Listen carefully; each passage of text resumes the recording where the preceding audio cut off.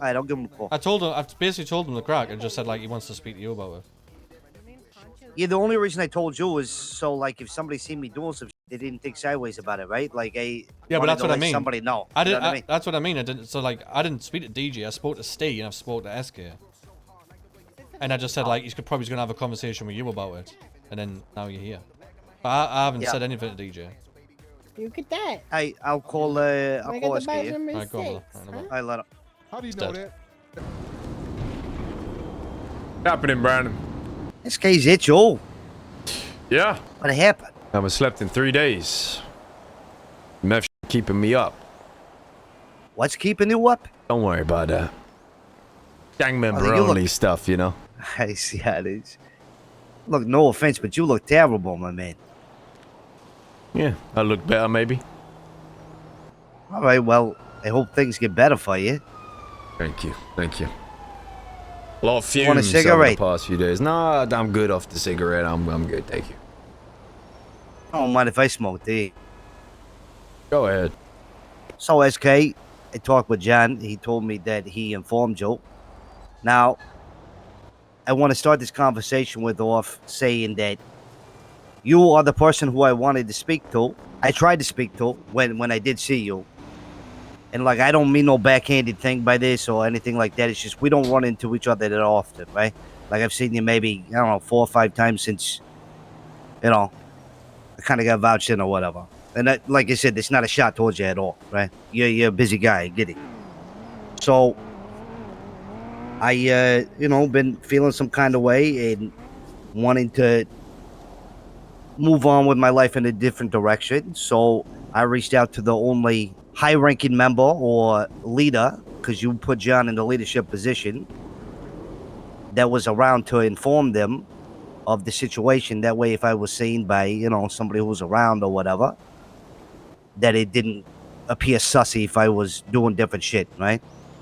So that was the reason why you weren't made aware. Can I ask you a question? Until now, at least.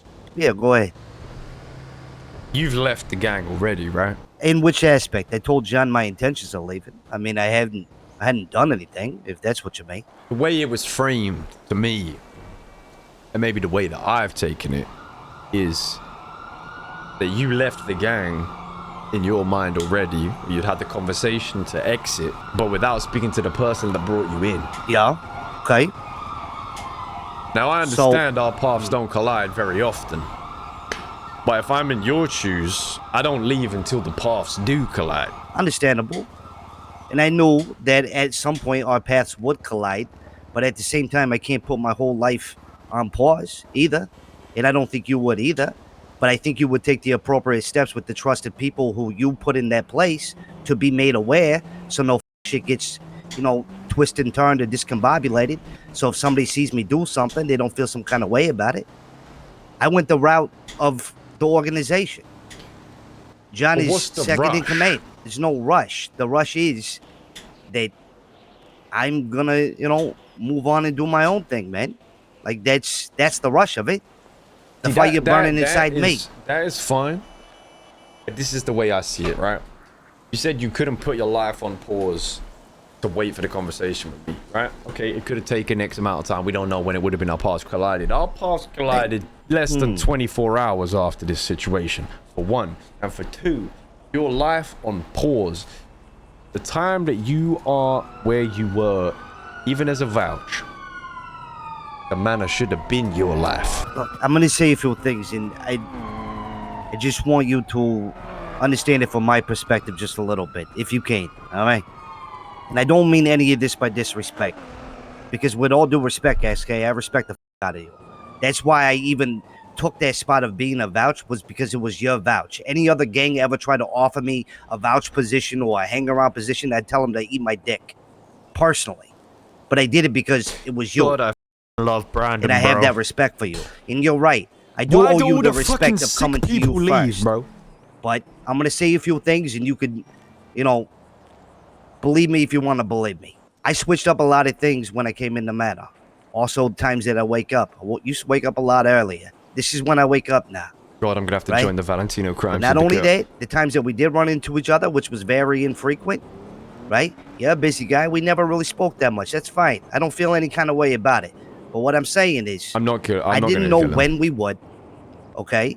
And my life, unfortunately, has to move forward just like yours. Now, I know it looks bad because it's not even 24 hours and we're running into each other, but this could be a week from now. We didn't know that. It just so happened to be that. So what I did is I went the route of the organization that you put into place to just notify you so me and you could speak. It doesn't mean that I disrespect you or that I don't have the admiration for you, because I do. It has nothing to do with that. It's just so you didn't get sideways signals from other people who might have seen me doing other shit. That's all that is. And that's the God's honest truth, man. So what is and it? I mean what I said. What's next for Brandon? SK, for a long time, I've had a fire burning inside me to do my own thing. But, you know, just like me, man, it's hard to do it, especially in this climate. It's a very rare thing for, you know, somebody to be able to start something up and it be able to be successful. It's just... So that means that's held me back for a while from taking that jump. Him, you know? But at the same time, I had to talk with Steve. I had to talk with Denzel. I had to talk with John. I had to talk with all these people. And I kind of let them know that this fire that's burning inside of me. And I came to the conclusion that this is never going to get solved unless I at least try. And I had to talk with myself to where I've realized that, but I've been around the city for a long time. Right, I've met the who's who. I've rubbed shoulders with the right ones, and I'm not trying to talk egotistical here, so don't take it that way. But I'm saying that I've been places where a lot of people haven't, right? Or the people who run these organizations or these gangs have been, right? But I just have never done what they did and took the step forward to try to start something, and that's what I have burning inside of me, man. Like I have that fire. I just have to take the step to do it. And when I joined Manor, everybody knows my life fell apart, man. I lost my purpose for a long time. I shut everything off. I didn't try to move in with the Deagle shit because I didn't want to step on Denzel's toes or DJ's toes or Jim's toes. That offer wasn't presented to me. That was offered to you guys. And it felt wrong for me to even try to pursue that avenue, so I didn't. And I distanced myself from it, as well as the drugs and all of that. So I intentionally, subconsciously put a wall around me from everybody else and isolated myself, which was a stupid thing for me to do, but I realized that I did that. Plus John giving me shit every 5 seconds that I see him. Oh, you gotta run off to do your cloak and dagger shit. It's not right for me to keep secrets from everybody in a group where I'm supposed to be all for that group. You get what I'm saying? Mm-hmm. So I realized I'm either A, better off on my own, or B, better off doing my own thing. You said whether it's something that I start or whatever. When you joined the Manor, right? Not because I joined the Manor. I'm not saying you're saying it in a bad way. I don't take offense, but that's what you said, right? I told it just so happened to be around the time. You did tell me. You this would happen. And I should have listened. But goddamn it, I'm stupid and I'm stubborn. And I'm sure you are too. And if you did everything that everybody told you, you wouldn't be where you are today either. I learned from my experiences, man. I ain't never been a part of nothing like that before. Right? And now I know that I ain't no Southsider. I know that, you know, I don't enjoy running around doing bank trucks and cargo ships. He's good. I know that. He's good. That's why I didn't want to go the Johnny Paps route. Because I'm in 3-Pass where we purposely avoided all that shit. So I figured, step out of my comfort zone, try some shit. So I did. And I'm going to be honest, me taking a voucher position was probably the best thing that I could have done. Because I got to taste that side of life without being, you know, a flagged up member in the gang. You know what I mean? Because if I felt like this, if I was flagged up, we wouldn't be having this conversation. I'd grin my teeth and bear it and go through it every day and hate my life. I wouldn't be walking away. Look, with all due respect, man, none of this shit was meant to slight you in any sort of way. Like I said, John, I know he's 2IC. He was the command member around. I didn't know when I would cross your path again. So I just told him to tell you. Straight up. So me and you could have a talk. That way, if somebody reports to him, oh, I seen Brandon doing this, or I seen Brandon doing this, it doesn't come the wrong way. You catch what I'm saying? Personally, I think you could have gone about it a different way and waited for the conversation. But you're not wrong about what you said about if I'd have listened to what everybody told me, I wouldn't be where I was. And you know, I can see some truth in that. And I can't knock someone that is trying to start their own thing. But I'm not gonna sit here and lie to you and say that I don't feel slightly betrayed. Not by you stepping away. Had you been a masked member, then yeah, definitely. But in your position, you know it happens. People come and go. Trust The me, I wouldn't vouchers be don't walking always away. work. Sometimes they do, sometimes they don't. But if I hadn't woke up and seen you for a week, then you would have been building wherever this is you're gonna go and start before closing the door with the person who opened it for you. And that rubs me the wrong way. But it's not all smiles and roses in this life. So it is what it is. I did try to talk to you, alright? And you were busy, which I understand, man. And you know me, I'm not the kind of person who's going to sit there and pry and pry and pry. I try to get somebody's attention if it doesn't happen, or if I try to do one thing. If it doesn't happen, then I move on. You know what I mean? And I'm not saying I moved on, whatever. I just meant move on until you are free. I'm not going to sit there and try to get in contact with you over and over and over and be a clingy motherfucker. It's just not me. Listen, I've always respected you, alright? That's why I wanted you around in the first place. You're a good guy. I guess this side of the pond doesn't work for nice guys. I mean, I'm not always nice.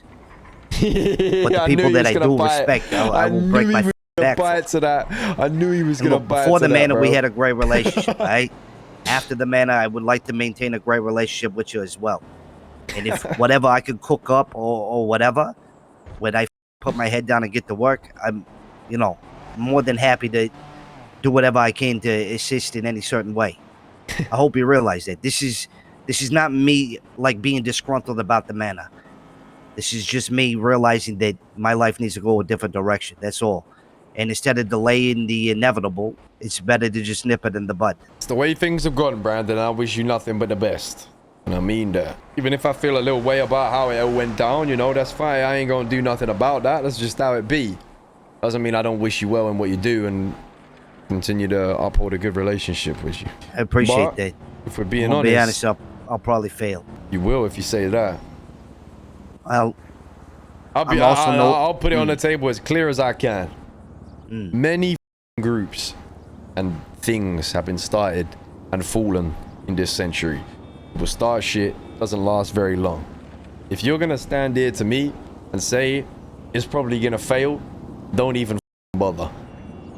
No, what I'm saying is, I'm a realist. I understand that's always an option, that a failure can happen. All right. Plus, I had John sitting in my living room last night.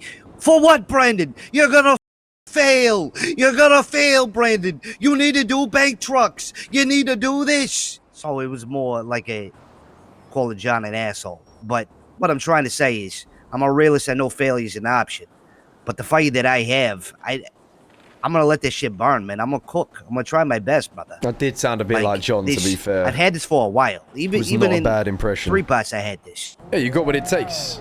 100%. Gotta put in the work, and it'll work out. I can see that working out. Yo, SK, look, I'm not trying to get sentimental here or whatever, but I told myself when I was running around by myself for the time that I was after 3 parts, the only gang that I would ever consider joining would be the Manor. And the only reason I joined you guys, and this is just the truth, I didn't join you for protection or to have the banner of Manor behind me. I didn't join for the the popular status or whatever it might bring or whatever, the guns, the money. I didn't join for all that. I mean, I had all the money I could have. I had shit going for me. I joined because of you guys. Like, I joined because of you and Steve and John and DJ and everybody else that I met. Like, I liked the camaraderie. That's the reason why I joined. I didn't join for any other reason. That's why I kind of kept my head out of every operation that happened, because it wasn't my place to stick my nose in. Granted, hindsight, I probably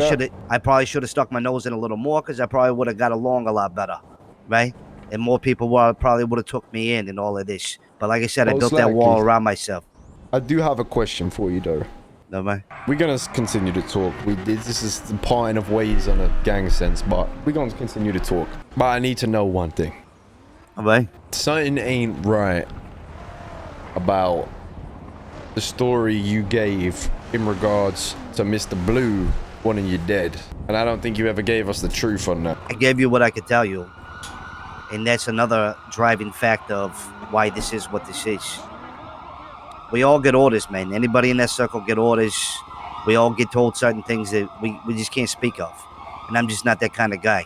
Same way, if you stood up here to me and told me something and said, don't tell anybody else, I wouldn't. You don't I need learned to that tell me in detail. I get confusion from the fact that I look on the app and see your name still listed as a target, but you're working very closely alongside him. So who are you trying to fool? But if my name's still on the app, I have no idea. I don't even have a code. I don't access the app.